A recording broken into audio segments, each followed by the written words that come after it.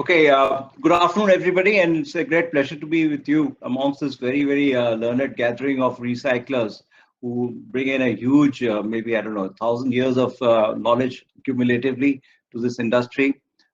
Yesterday, we had some fantastic presentations. Today, also, I was fortunate to listen on to what Sarah was speaking about recycling and how they've really taken the leadership in this business in formalizing this rather, let's say, informal industry.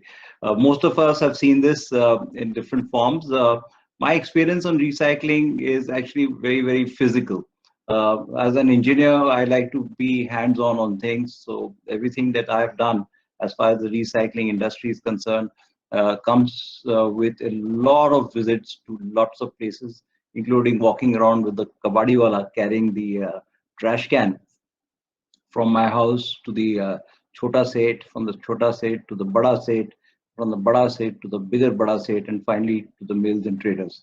So it's been an interesting journey, and that helps develop an insight into the mind of these people who actually form the bulwark of uh, of the recycling community for whatever it is worth, and certainly for taking away a great amount of let's say junk off our roads, a lot of debris from our roads, and contributing to it.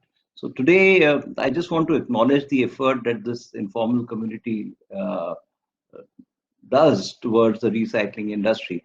But at the same time, whilst I recognize that they have hardships and everything else, but I do not support that this system should continue on a business as usual basis. The stakes are different. The stakes are very high, and the livelihoods of a few thousand people should not jeopardize the future of all mankind by the pollution that it causes in terms of greenhouse gas emissions, in terms of erosion of the soil, as you can see on this slide that I'm showing you, in terms of the polluting the water, in terms of environmental issues, in terms of occupational health and safety issues, which add a burden to the national health system. So there are many corrections that have to be done to it, and some of these corrections may be bitter, but it will serve the larger interest. So these are my opening remarks. I'll run through this presentation, and at the end of it, I'm sure if there are questions, I will try and tackle them as best as I can. So kindly give me a patient hearing till then. So first of all, let's understand what the Indian automotive industry is like. We are the largest manufacturer of two-wheelers, three-wheelers, and tractors, and we'll soon be the fourth largest automobile manufacturer. We have 30 million two-wheelers and three-wheelers in 2019. Of course, post-COVID, it's sort of slumped a bit, but I think we'll gather that traction over the next 6 months, or certainly by the next end of this year, we should be knocking close to 30 million two-wheelers and three-wheelers as the demand for personal transportation starts exceeding. The total number of registered vehicles as per the database which we had access to in 2019 was about 230 million vehicles which were registered, or let me say who were identified, or some documentation existed for 230 million vehicles of all types in 2019. By many calculations, this is going to rise to 800 million vehicles. As we all know, Prime Minister Modi has set a huge target despite this pandemic of touching a $5 trillion economy. And to reach that $5 trillion economy, we need 300 million metric tons of steel. Out of that, 100 billion metric tons of steel will go just to meet the automotive sector's requirement. Some numbers here I've told you in terms of the composition of this ELVs, and that's on the slide. There are various data here. Some estimates say 22 million by 2025, and I think this is a gross underestimation of what actually will be, even if you do a quick mental calculation of 15 years lifetime, 18 years lifetime of various vehicles. Motorcycles today don't last more than 8 to 10 years if you're careful with it. They probably pack up earlier. Cars are personal vehicles, yes, certainly, but with the introduction of Uber, Ola, and all these other cab hailing systems, the let's say the life of these cars have reduced marginally. In the discussions that I have, or let me see, chats that I have with my Uber and Ola drivers, just to understand the business, none of these vehicles last more than 5 to 6 years, and they have to be scrapped because by that time They've already clocked about 3.5, 4 lakhs, and the companies do not want these ramshackle cabs to be running around. So all of this is related to the national economy. We are already at 1.35 billion people. We need lots and lots and lots of jobs, and we are also highly committed to sustainable development goals as a country. So recycling is absolutely necessary, and therefore what Shalini and her team is doing for the circular economy is really, truly human service. And please give it to Shalini for this initiative, and I wish her all the best in her endeavors, and all of us in achieving her aims. So, how does the ELV recycling look like? Firstly, 99.9% of the business is in the informal sector. And the informal sector is a source of rampant exploitation, huge amount of environmental degradation. If you've gone and walked these streets, it'll bring tears to your eyes. Large amount of tax evasion, spurious goods, and crime. The Bhai rules the roost, and it's very difficult for the organized, let's say, law enforcement agencies to even make a dent into this area. Your own visits to this place as a observer are hardly appreciated, and you can feel the tension in the air when you walk around these streets. It's palpable. I've seen this in my visits there, and I certainly see this. But on the other hand, if you talk to the younger generation of the ELV auto kavadiwalas, as I call them, are acutely aware of the illegitimacy of the business model, conscious of the deliberate harming of the environment, and the consequent exploitation by the authorities, traders, and agents, which all create a sense of wrongdoing in them. I had a lovely recording of this Sikh gentleman who was practically, begging that I want to get out of this. I want to be part of the legitimate system, but tell me how. I want to come clean, but I don't know how. So but there's positivity, and we have to tap into this positivity to make the transition from an informal ELV business into a corporatized world-class industry, and we can do all of that. It's a matter of time. So how does it look like? These are some of the photographs that I have personally taken, and in and around Delhi. These are actual photographs that I've taken on my camera. At that time when I was working on this project, my eyes were only looking around for abandoned vehicles. These are all abandoned vehicles all over the place. These are some which is only 500, no, not 500, about a kilometer away from my house. Except for the top left-hand corner photograph, all the other ones are in Delhi. This is a photograph of Mayapuri works. I don't want to see anybody who would like to show this picture again to his or her child or grandchild ever again. This is not the India that we want to see. Certainly not. This is the spares outlet, and I was absolutely amazed at the memory and ability. I mean, it beats a computer hollow in terms of inventory management or whatever other scientific and managerial experiences that we can bring into it. You can ask him that I want a Maruti 800 1988 model tail light. It'll take him not more than a few seconds to go and get it for you. You want the wheelbase of a BMW 5 Series 1999 model, it'll come to you. You want a Caterpillar engine, it'll come to you. And there's no records. I mean, he just knows where it is, and he knows which bumper is where, and he knows what fits in where. So there's a huge amount of talent there, and I don't think that comes with a formal education. I mean, it is amazing. I mean, you got to try this out someday to see it. Whether it's tires, whether it's rims, whether it's headlamps, whether it's bumpers, whether it's engines, it's all over. This is another. You can see many of the parts and all jumbled up in all sorts of in what you think in some completely haphazard way, but there's hell of a lot of logic in the way they have stored it, because they have foolproof. They can always access what you want in seconds. There's some more actual photographs. The left one, right, are some photographs from Jamnagar. Privileged to go and see, looking at some scraps which are going into brass business. These are some more actual photographs. This is what's happening in Mumbai, and these are photographs taken by our team by MRAI, who had gone on and seen some of them. They're extremely dangerous. They would probably got killed. But you can see the amount of oil which is lying on the floor, the gases which is going around, zero concern for safety, zero concern for noxious gases. all of which will impact health of these workers, and many of them will have very, let's say, compressed time spans, and so will their children and everything else. So we need to correct all this. This is a Kurla car market. Again, a photograph taken very surreptitiously. These are some more photographs of that area. And you can actually see new cars out there being dismantled. So I suppose the connection should be obvious. I mean, if there's a new car getting dismantled in 30 minutes, you know where it is coming from. So this is in Meerut. The last two photographs are from the internet. This is from Russell Market in Bangalore, again taken by us. Some more photographs from Kanpur and Bhopal, which are on the internet. The Bhopal one is real. Some more from Chennai, Hyderabad, and an unknown photograph. It just shows the rows and rows and rows of ELVs parked somewhere. I don't know where this is. I'm not sure where this is, but I found this photograph on the internet, and I'm sure there will be many other such photographs that you can find there.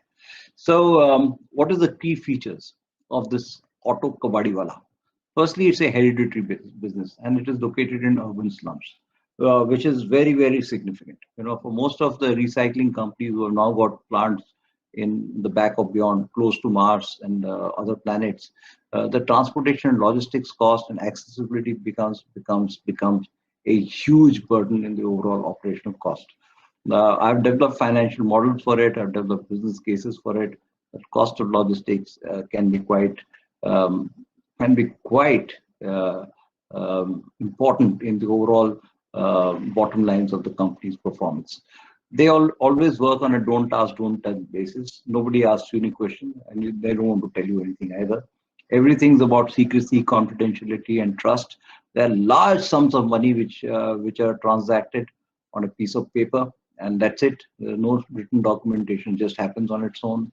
And for new players, it's not quite a level playing field, because the kind of processes which government has created, all this CTE and CTO and orange area, red area, this, that, and all these 150 things that that industry has to comply with for them to run a legitimate business costs money, whereas the ELV Auto Kabadiwala has no such thing. What actually matters is the slide that I'm showing you on the right hand side. In Delhi, the formal industry, what I understand, maybe Severo is doing better than this, but I have no idea. But from what I could understand, this is a little dated document. It may be about 8 months old. All that we are doing are 12 to 15 cars in the formal sector, whereas the Auto Kabadiwala is doing 1,500 to 2,000 cars.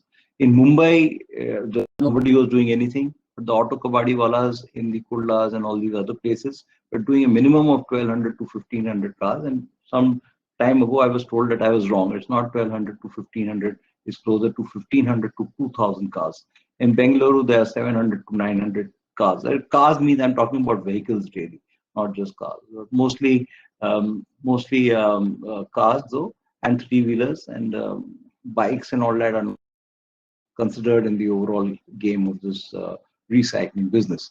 So how do they do this damn thing? That's the whole idea. So I did a quick SWOT analysis of how do we do this. And the purpose of the SWOT analysis was to figure out where their strengths and weaknesses were, and what is it that government, citizens, vehicle owners, all of us could do to attack this system so that they become compliant, so that they don't to approach any the kind of rubbish that is happening in this world. So this must stop. And so I put it down in different ways. It's a little busy slide, but you can see their strength is, of course, family-owned hereditary business, to go to boardrooms and get approvals for capex and opex and all these 100 things that corporates have to do. I mean, that decides and job is done. So they have low capital expenditure because there's zero requirement for anything else. So the minimal equipment, very low operating expenditure, wages are low, processing costs are low, zero compliance costs, no marketing and advertising, out of all tax regimes, no warehousing costs.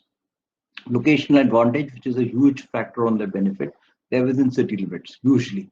So it's easy access for ELV owners. You don't have to go to some greater Noida, some sector P and 50 other places to go and deposit your car or get involved into some Sonipat or some fantastically far off place where these plants are being created today. So it does in two ways. Firstly, it's also easy access for the vehicle owner. It's also easy access to labor, and it's also easy sales of pre-owned spares. This whole ecosystem works best within these clusters, and they derive advantage out of this in terms of overall lower cost of operations. They also have well-established dealer and agent network, usually supported by some high, who has the touts and all of them in, and you can actually see it whenever you go down to this place and you bring in a car. If there'll be 2 or 3 of them who will pounce on you and trying to understand, what kind of carjackers are there.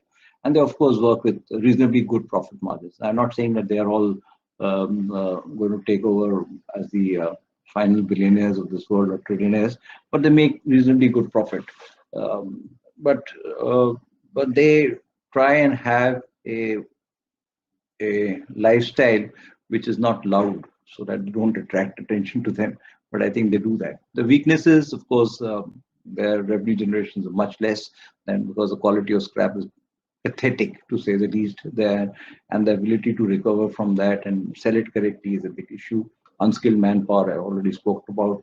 They cannot size and scale their business. What's happened is that from their forefathers, the business got divided between their sons. The sons have further got divided into others. So what was once maybe over 10,000 square feet, today is all within 1,000 square feet, 200, 1,500 square feet, or even less, as the business has got bifurcated within the family. Of course, extremely polluting, extremely hazardous to local health. As I saw, business overheads, the largest overhead is to pay off the system, and they always have large cash holdings, so to reduce traceability, no standard, no specification, and of course, one of the biggest weaknesses that they have is social stigma. Social stigma. I think that is one thing that we need to look at. How can we press home the advantage of this weakness of social stigma in their business to make them comply and come along to mainstream recycling? Opportunities for them, huge gap, of course. There are few buyers and there are many sellers, so they can have a very good price and they are competitive at the same time. They also have this whole network of touts and everything else. High entry barriers for formal recyclers. We have a policy which has put down plenty of conditions. Some of them are very necessary, so that we don't create a informal recycler. We can't have the same nonsense that's happening in the informal sector also move to the formal recyclers. So to do that and avoid all of that, the policy is somewhat restrictive, and that has to be brought in.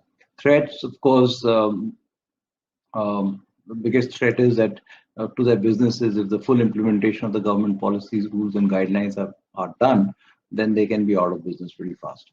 They don't have insurance, there's no protection against scrap price fluctuations, they have unsafe work environments, and there's a hafta to the mafia. So on the other hand, when you look at the organized sector, these are some of the places that I actually visited or recycling. You can see the difference, and it just strikes you that this is what is possible. So what are the recycling challenges? We have heard time and again about collection and recovery mechanisms. My only word here is that unless you have made your business model appropriately, you cannot be successful in this business. The business model has to be right, and there's enough of feedstock out there. And as Sero also brought out, if he's planning to ramp up his presence in India to 200 units, obviously there's enough feedstock to service those 200 units. It's just a matter of being able to apply your mind to get it, and there are various strategies by which that can be done. So I put down some other issues here, challenges in terms of training. Standardization is very important. I'll give you an example on fuel, for example, and oils. Now we have no methodology of being able to identify what is the calorific value of this oil, or how much is it actually worth, and where will it be used, etc. And yesterday we had a very nice presentation which from MRAI, which brought out that there could be some method by which defects in spares could be classified and brought to a uniform level, so that anybody who's buying a particular spare part knows what it is coming to you.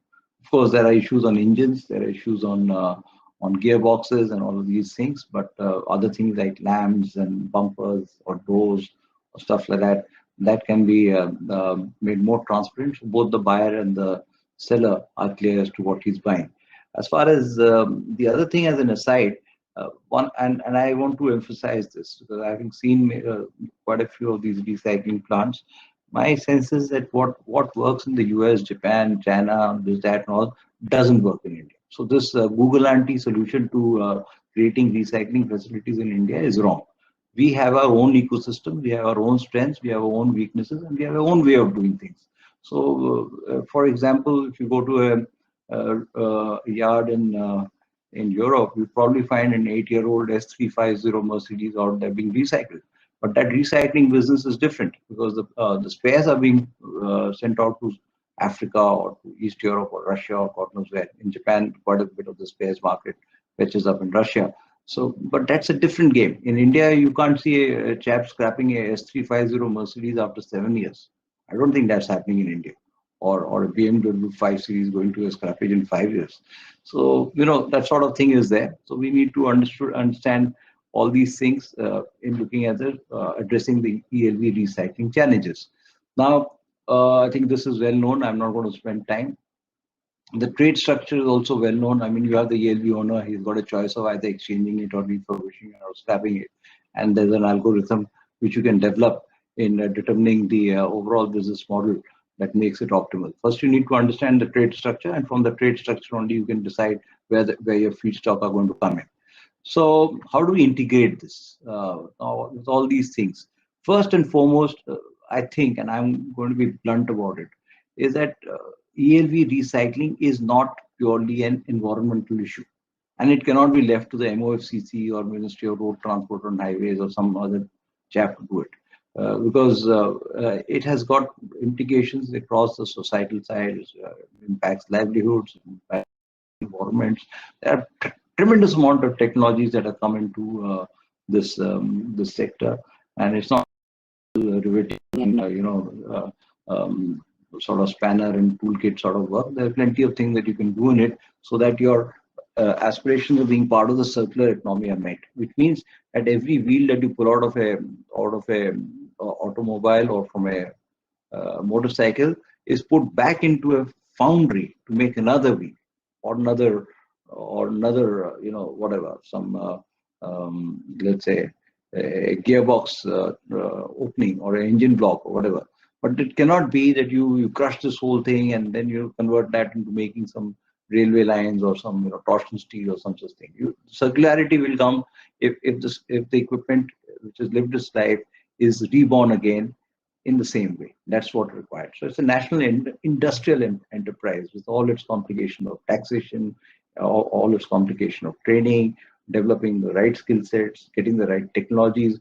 I mean, we don't have a single recycling course in India, which understands how recycling is done, what is hydrometallurgical recycling, what is, pyrolysis, and there's that 150 things that go into recycling of all these things. And an automobile is a great example. You got everything there. You got automotive electronics there, you got rubber, you got batteries, you've got textiles, you got plastics, you got ferrous, you got non-ferrous, you got hazardous waste, everything. So, so when you're looking at automotive recycling, you're automatically looking at all aspects of recycling from everything, and how much of that can be done together in some coordinated, integrated effort with multiple stakeholders, with differentiated roles and responsibilities. I'll come to. But what we need to do is identify what the roles are for various stakeholders. Of course, the key role is to how do we get this auto kabadi wala disciplined and into the system. So I put down some roles here. I'll share this slide with you. The urban local bodies are the final people who have to do it. The government has made its policy. The state governments have made their own whatever rules, etc. And ultimately, the chap who's left holding the baby is the urban local bodies. So they have to be the real doers in this game. So unless they are empowered, unless they are trained, unless they are motivated, unless they sense revenues coming out of their activities that will help the urban local bodies develop more schemes or developmental schemes or improve the quality of life of its own panchayats and municipal corporations or whatever, they're going to stay away. If it's going to be a burden for them, then I think they'll just lay off and say, we got enough on our hands, we're building roads, we're doing this, we're doing that. The last thing we want to do is get involved in ELV facilities. But the moment you tell them that, look, if you get into ELV and you start doing all these things, is going to add to the revenues of the panchayats and the municipal corporations, they'll get interested.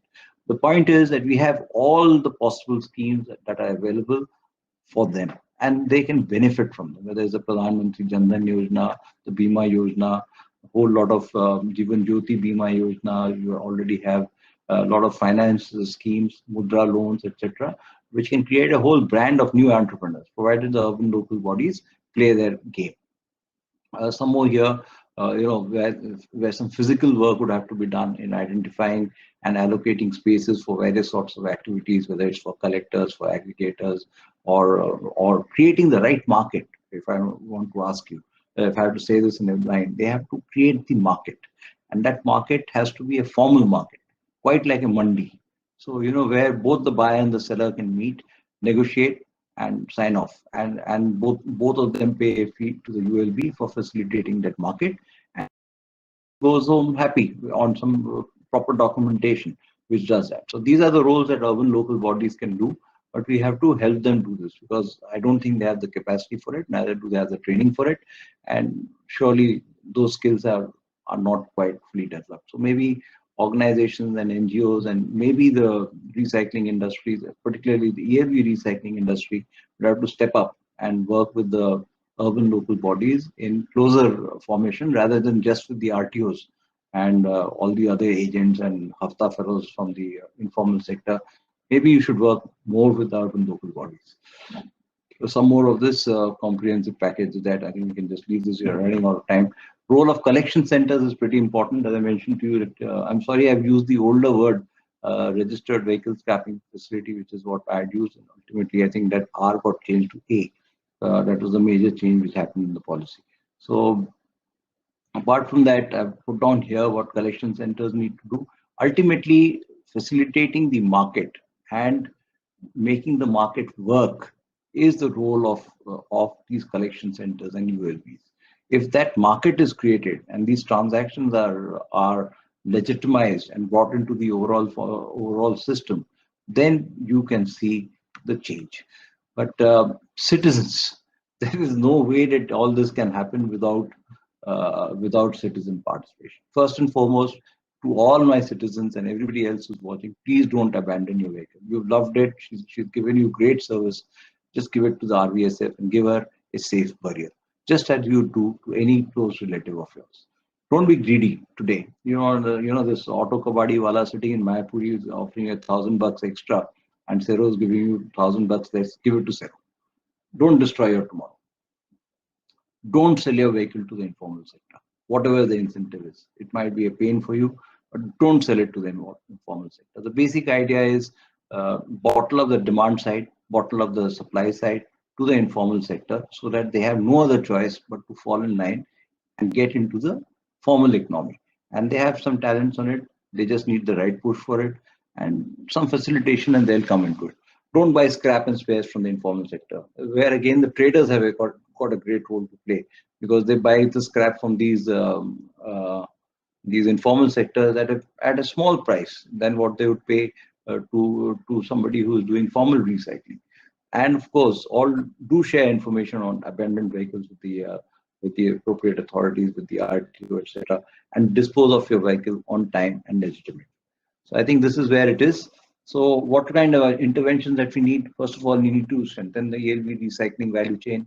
We must have all the ELVs on public portals. Delhi government has already done that. There's enough information there, but it is not quite the right thing. It's a very sarkari model of information, where half the information is there and 90% of it is you have to dig deep and find out. So we need to get that right. So it's a common portal. There's full transparency on what the ELVs are, who owns it, who was the last owner, and surely that data is not going to be correct, because that transaction would have taken place 20 times over without anybody filling out the form 29 and form 30 and this other form and that other form.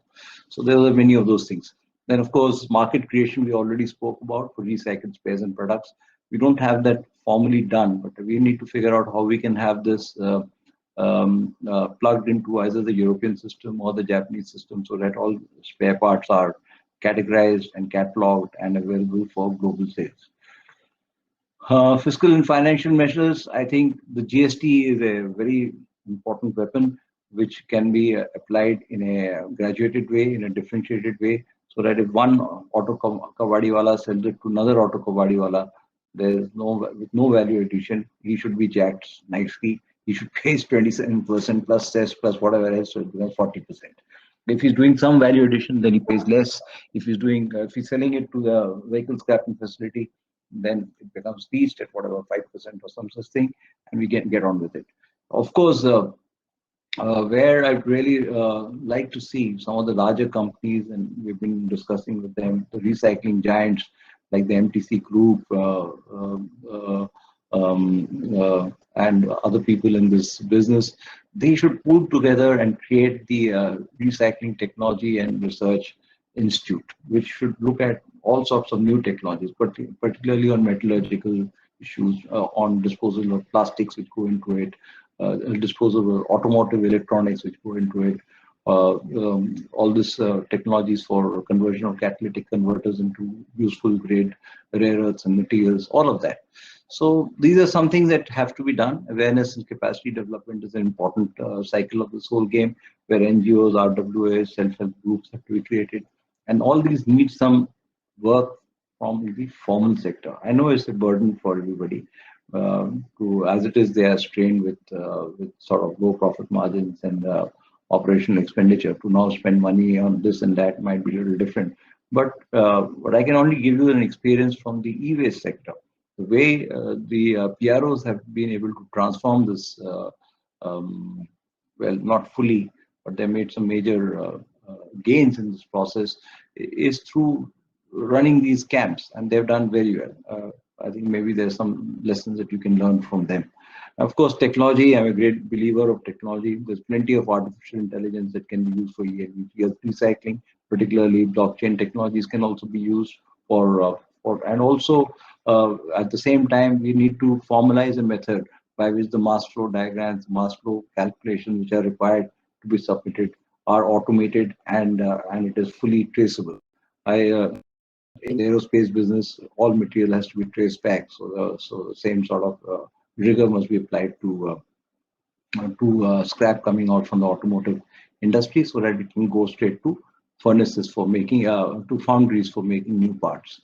So when you look at this this polar diagram, you can see that the largest burden is on us, vehicle owners and citizens.